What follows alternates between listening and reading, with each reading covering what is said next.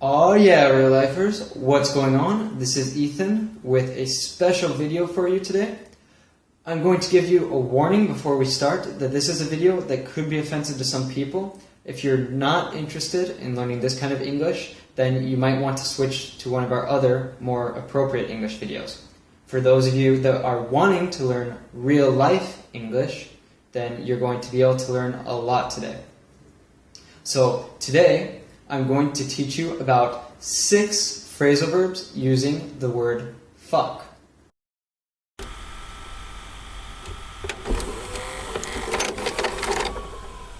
Is this real life? Alright guys, so let's get started with these 6 phrasal verbs with the word fuck. So the first phrasal verb that I'm going to teach you today is fuck up. So what does fuck up mean?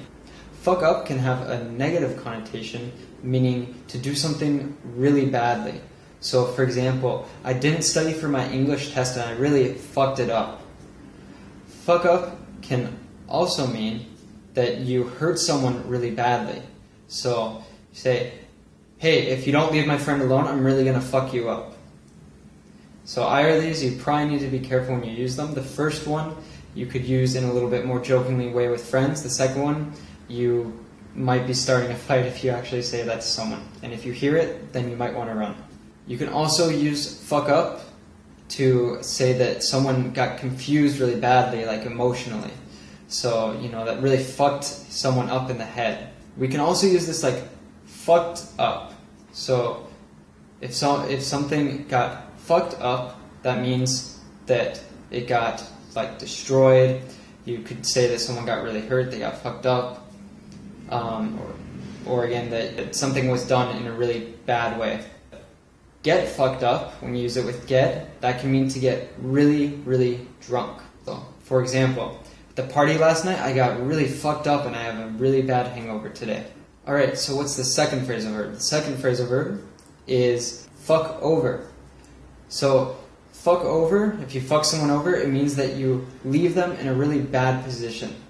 So, for example, I really fucked over my brother because I forgot to pick him up at the airport and he had to sleep there overnight. So that's fuck over. The next one is fuck with.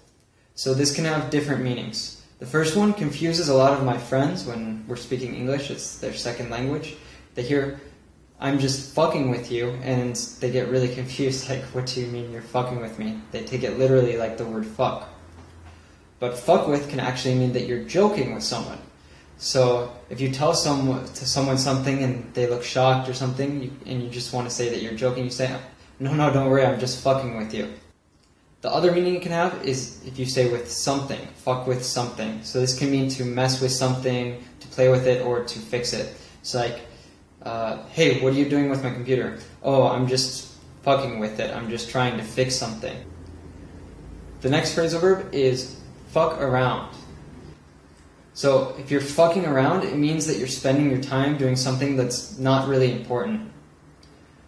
So, for example, I told my brother to stop fucking around watching TV and to help me clean the house. Okay, the next one, this is similar, is fuck around with. So fuck around with is very similar to fuck with, but it's got a more negative connotation.